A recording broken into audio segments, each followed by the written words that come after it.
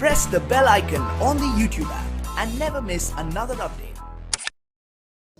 एक सवाल ये है कि अगर हमने किसी को कर्ज़ दिया तो उस कर्ज़ की ज़कात हमारे ऊपर वाजिब होगी या नहीं होगी, और होगी तो कब और कितनी उस कर्ज़ की ज़कात हमें देनी पड़ेगी। मान लीजिए कि आपने किसी को 1 लाख रुपए दिया, तो उस 1 लाख के मालिक आप हैं, तो जब उसके मालिक आप हैं तो उसकी ज़कात भी आपको निकालनी पड़ेगी। हाँ, लेकिन शरीयत ने हमें यह आसानी दी है कि आप पर अभी उसकी ज़कात निकालना वाजिब नहीं है। जब वो 1 लाख रुपए आपके पास आ जाएगा, आप उसके मालिक हो जाएंगे, यानी आपके कब्ज़े में आ जाएगा, तब आप पर उस 1 लाख रुपए की ज़कात अदा करना वाजिब हो जाएगा। मान लीजिए कि हमने किसी को 1 लाख रुपए ज़कात में दिया, 5 साल के बाद उसने हमें वो 1 लाख रुपए अदा किए, तो अब आपको क्या करना है कि इन 5 सालों के अंदर जो उस 1 लाख की ज़कात होती थी वो आपको देनी पड़ेगी। हाँ, अब इसमें क्या है कि जितनी ज़कात हर साल हमारे ऊपर जो वाजिब होती रही, उस ज़कात को हर साल हम इस 1 लाख में से कम करते रहेंगे, क्योंकि वो कर्ज़ में आ गई, वो अल्लाह का कर्ज़ है, वो अल्लाह तबारक व तआला की तरफ से ज़कात के तौर पर हम पर जो कर्ज़ लाजिम हुआ ज़कात की शक्ल में, वो हम कम करते जाएंगे। मिसाल के तौर पर 1 लाख रुपए की ज़कात 2,500 रुपये होती है, तो पहले साल आप 1 लाख की 2,500 कम कर देंगे, तो अब वो 97,500 बचेंगे। दूसरे साल आपको 1 लाख की ज़कात नहीं देनी, आपको 97,500 रुपये की ज़कात ही देनी है। फिर 97,500 रुपये की ज़कात कितनी होती है, तीसरे साल में वो माइनस कर दीजिए। अब जितना बचता है तो तीसरे साल सिर्फ उतने की ज़कात देंगे। फिर तीसरे साल की ज़कात भी कम कर लीजिए, चौथे साल फिर जितना बचता है 1 लाख में से उतने की ज़कात देंगे। फिर चौथे साल की ज़कात भी आपको 5वें साल में कम करनी है, और 5वें साल में फिर उस 1 लाख में से इन 4 सालों की जो ज़कात निकली है या जो ज़कात वाजिब हुई थी उसको कम करने के बाद अब जितना बचता है 5वें साल में सिर्फ उतने ही पैसे की हमें ज़कात देनी है। यानी हर साल उस मौजूदा माल पर जितनी ज़कात वाजिब होती जाएगी, उतना पैसा हर साल उस पैसे में से कम होता जाएगा, और अगले साल जितना बचता है उतने रुपए की ज़कात हमारे ऊपर वाजिब होती जाएगी। अब चूँकि काफ़ी लंबा मसला हो जाता है, इसलिए बेहतर यही है आप हर साल उसकी ज़कात देते रहें, ताकि बाद में आपको हिसाब लगाने में दिक्कत ना आए, परेशानी ना आए, और आपके पास जब वो पैसा आएगा तो बिल्कुल शुद्ध और बिल्कुल एकदम तैयार पैसा होगा, और आपको ज़कात का कोई मसला दरपेश नहीं आएगा, क्योंकि आप हर साल उसकी ज़कात निकालते रहते हैं। और हो सकता है कि आपकी ज़कात निकालने की वजह से वो आपका पैसा भी न डूबे और आपको मिल जाए, क्योंकि नबी पाक सल्लल्लाहु अलैहि वसल्लम ने इरशाद फरमाया, खुशकी और तरी में जो भी माल तल्फ़ होता है वो ज़कात अदा न करने की वजह से होता है। तो लिहाजा हो सकता है ज़कात की बरकत से वो आपका माल न डूबे और आपका माल आपको मिल जाए। तो इस वजह से अगर आपने किसी को कर्ज़ दिया है तो उस पैसे की ज़कात भी आपको देनी है। हाँ, फ़िलहाल अभी उसकी अदायगी वाजिब नहीं है, जब वो आ जाएगा, पूरा मुकम्मल आ जाए, या उसका 5वां हिस्सा आपके पास आ जाए, तो उस 5वें हिस्से की आपको ज़कात देनी है। मान लीजिए आपके पास उसमें से आ गया, पहले साल 20,000 रुपये आ गए, तो आपको सिर्फ 20,000 रुपये की ज़कात निकालनी है। अगले साल फिर आपके पास में 20,000 आ गए, तो आपको सिर्फ 20,000 रुपये की ज़कात निकालनी है। यानी या तो पूरा आ जाए तो आपको हर साल उसकी जो ज़कात होती थी वो निकालनी है, या उसका 5वां हिस्सा आ जाए, तो जब तक 5वां हिस्सा नहीं आ जाए उस वक्त तक निकालना वाजिब नहीं होता। जब 5वां हिस्सा मुकम्मल हो जाएगा तो आपको ज़कात निकालनी है। मान लीजिए कि उसने आपको 1 साल में एक मरतबा 5,000 दिए, एक मरतबा आपको उसने 10,000 दिए, फिर एक मरतबा और उसने आपको 5,000 दिए, तो जब तक वो 20,000 यानी 1 लाख का 5वां हिस्सा आपके पास नहीं आ जाता, उस वक्त तक आप पर वाजिब नहीं है कि आप उस 5वें हिस्से की ज़कात निकालें। जब 5वां हिस्सा मुकम्मल हो जाए तो अब आपको उस 5वें हिस्से की ज़कात निकालनी है। तो इस तरीके से अगर हमने किसी को कर्ज़ दिया है तो आप उसकी ज़कात देख लें, इसी हिसाब से उसकी ज़कात को अदा किया जाएगा। अगला सवाल ये है कि बीसी वगैरह पर ज़कात है या नहीं है। देखिए, बीसी की सबसे पहले बता दूं 2 सूरतें होती हैं। एक बीसी वो होती है कि जो पर्ची वाली होती है, और एक बीसी होती है बोली वाली। जो बीसी पर्ची वाली होती है वो जायज़ है, हलाल है, क्योंकि उसमें हम जितना पैसा भरते हैं उतना पूरा पैसा हमें मिलता है। ज़ायद किसी का पैसा हमारे पास नहीं आता, हमारा पैसा किसी के पास नहीं जाता है। एक होती है बोली वाली बीसी। बोली वाली बीसी भरना लेना ये जायज़ नहीं है, क्योंकि उसमें आदमी भरता कितनी है, उठाता कितनी है, किसी का माल भरा हुआ ज़्यादा होता है और उसको मिलता कम है, तो उसमें सूद का मसला बहुत ज़्यादा होता है। इस वजह से बोली वाली जो बीसी है वो जायज़ नहीं है। अब आपने पर्ची वाली बीसी भरी है, तो अब उसकी दो सूरतें हैं। या तो आप अभी बीसी भर रहे हैं, आपकी बीसी अभी नहीं आई है, या आपकी बीसी बीच में आ चुकी है। तो अगर पहली सूरत ये है कि आप अभी बीसी भर रहे हैं, अभी आई नहीं है, मान लीजिए 1 लाख की बीसी है, आपने 50,000 रुपये भर दिए, तो अब ऐसी सूरत में आपको सिर्फ 50,000 रुपये की ज़कात देनी होगी, क्योंकि वो 50,000 रुपये आपके हैं, आप उनके मालिक हैं, तो लिहाजा उन 50,000 की ज़कात आपको देनी है। और दूसरी सूरत ये है कि अगर आपकी बीसी आ चुकी है, आपने 50,000 भरे, आपकी 1 लाख रुपये की बीसी आ गई, तो अब ऐसी सूरत में 50,000 तो आपके थे और 50,000 रुपये वो अभी आपके नहीं हैं। क्यों? इसलिए कि वो गोया अब आपके ऊपर एक कर्ज़ है, वो आपका एक उधार है। लिहाजा ऐसी सूरत में उस 1 लाख में से सिर्फ 50,000 रुपये की आपको ज़कात देनी है, बाकी 50,000 रुपये की आपको ज़कात नहीं देनी, क्योंकि वो आपका नहीं है, क्योंकि आपको वो 50,000 रुपये वापस चुकाने भी है, तो वो गोया आप पर कर्ज़ है। और ज़कात की अदायगी के वजूब के लिए ये शर्त है कि निसाब का कर्ज़ से फ़ारिग होना। तो लिहाजा जितना भी बैंक बैलेंस आपके पास में है वो सब शुमार करने के बाद उसमें से 50,000 रुपये आप निकाल दीजिए, बाकी जो बचता है उसकी ज़कात आप, उसका जो 2.5% है वो आप ज़कात में अदा कीजिए, क्योंकि ये 50,000 रुपये आप पर कर्ज़ है और कर्ज़ से निसाब को खाली करना ये ज़रूरी है, तब जाकर आप पर वो कर्ज़ा जो ज़कात है वो वाजिब होगी। किसी भाई ने ये पूछा है कि किराए पर चलने वाले जो गाड़ियाँ होती हैं या फैक्ट्री वगैरह में जो मशीनें लगी हुई होती हैं या कारोबार वगैरह के लिए जो बड़ी बड़ी मशीनें हम इस्तेमाल करते हैं, तो क्या उन मशीनों पर या उन गाड़ियों पर भी ज़कात वाजिब होगी या नहीं होगी? एक आदमी के पास लाखों रुपए की मान लीजिए गाड़ियाँ हैं जो किराए में चलती है, या उसकी फैक्ट्री में लाखों रुपए की मशीनें लगी हुई है कामकाज के लिए, या बहुत सारे औजार उसके पास हैं कि जिनके ज़रिए से वो अपना कारोबार करता है, तो इन तमाम चीज़ों पर ज़कात वाजिब नहीं होती, क्योंकि ये सारी चीज़ें हाजत असलिया में आती हैं। हाँ, इनसे जो आमदनी होगी, आपकी गाड़ियाँ जो किराए पर चलती हैं उन गाड़ियों पर ज़कात नहीं है, उनसे जो आमदनी हो रही है वो आमदनी साल के ख़त्म होने पर अगर बचती है और वो निसाब को पहुंचती है या दूसरी चीज़ों के साथ उसको मिलाने से निसाब बनता है, तो फिर ऐसी सूरत में उस आमदनी पर ज़कात है। और वो भी बचती है तो, और अगर वो नहीं बचती, आप उससे साल से पहले उसे खा पी कर ख़त्म कर देते हैं या ख़र्च कर लेते हैं, तो फिर ऐसी सूरत में उस आमदनी पर भी कोई ज़कात नहीं होगी। इसी तरह फैक्ट्री वगैरह में जो मशीनें वगैरह लगी होती हैं या हमारे कारोबार के लिए जो मशीनें हम इस्तेमाल करते हैं उन पर भी ज़कात नहीं है।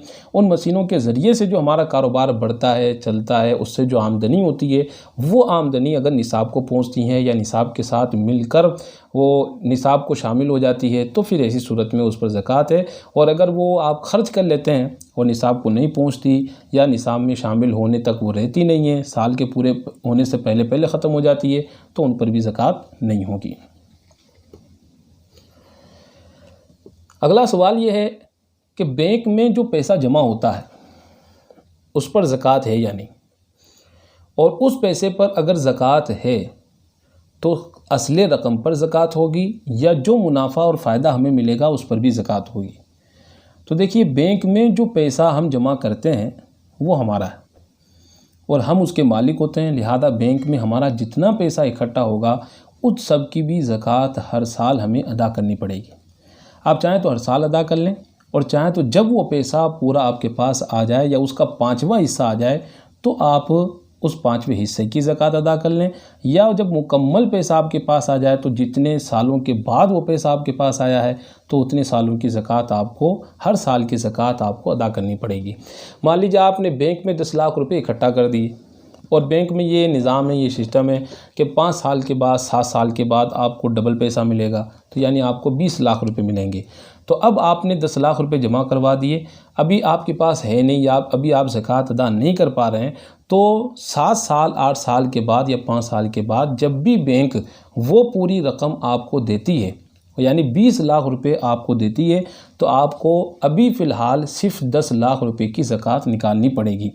क्यों? इसलिए कि आपको यानी जो 5 साल तक आपने ज़कात अदा नहीं की है वो आप सिर्फ 10 लाख रुपए की ज़कात हर साल की निकालेंगे, क्योंकि आपकी असल रकम वही थी। तो असल जब तक पैसा नहीं आ जाता उस वक्त तक असल रकम पर ही ज़कात वाजिब होती है, आपको वही निकालनी है। हाँ, जो मुनाफा मिलता है बैंक की तरफ से, तो वो मुनाफा जिस दिन आपके कब्ज़े में आ जाएगा उस दिन अगर वो साल के दरमियान में है तो आप उसको निसाब में शामिल करके उसकी भी ज़कात दे देंगे। और अगर अभी आप मालिक निसाब नहीं है, उसके आने के बाद में अब आप मालिक निसाब हुए हैं, तो साल भर बाद में उस मुनाफे को ज़कात में जोड़ा जाएगा। मुनाफा कभी भी असल रकम के साथ जुड़कर गुज़िश्ता सालों की ज़कात में शामिल नहीं होता है। गुज़िश्ता साल यानी जितने साल आपके उस बैंक में पैसे को जमा किए हुए गुजरे हैं उनमें आपको सिर्फ असल रकम की ज़कात देनी है। जो मुनाफा उस पर मिलता रहा हर साल या 5 साल के बाद जो मिला उसकी ज़कात आप पर फ़िलहाल अभी वाजिब नहीं होगी। हाँ, जब वो आपके कब्ज़े में आ जाएगा तब आपको उसकी ज़कात अदा करनी होगी।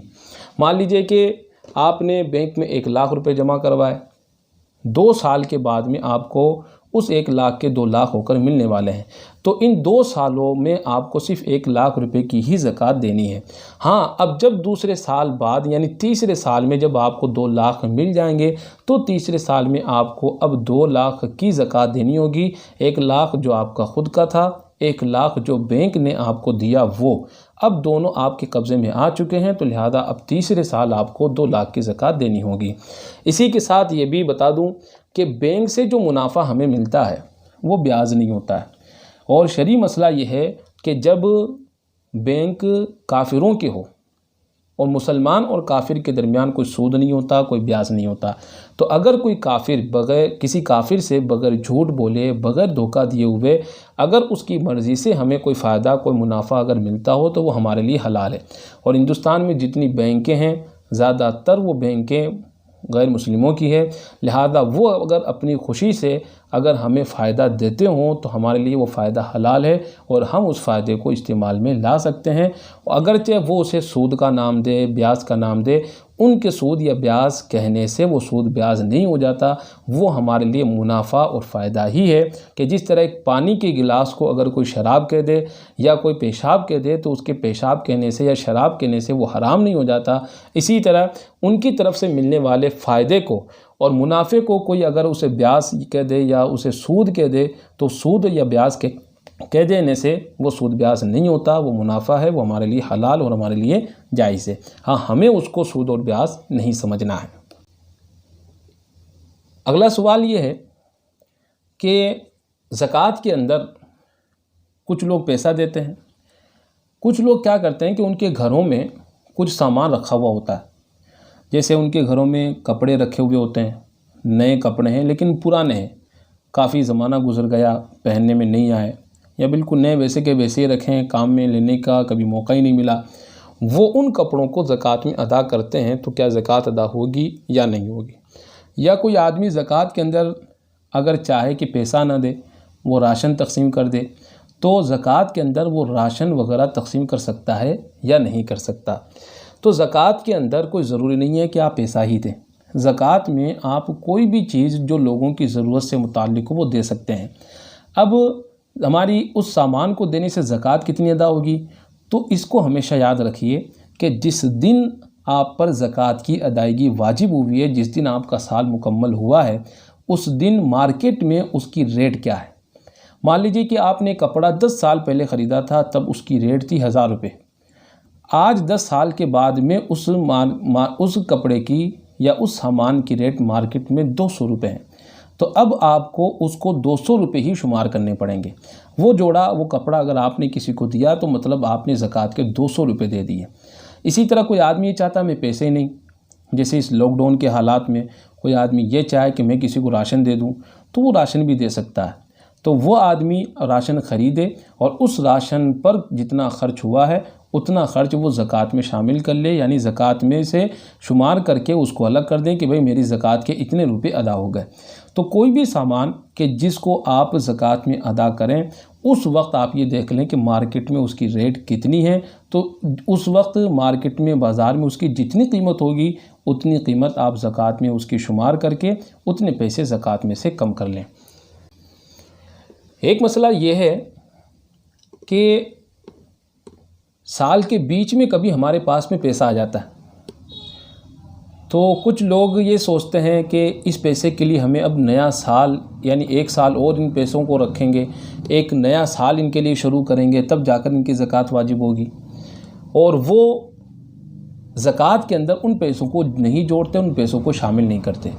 मिसाल के तौर पर कल हमारी ज़कात का साल मुकम्मल होने वाला है, हमने आज पूरा हिसाब किताब लगा लिया। हिसाब किताब लगाने के बाद अभी कल का दिन आए नहीं, उससे पहले हमारे पास में 20 लाख रुपए, 10 लाख रुपए और आ गए।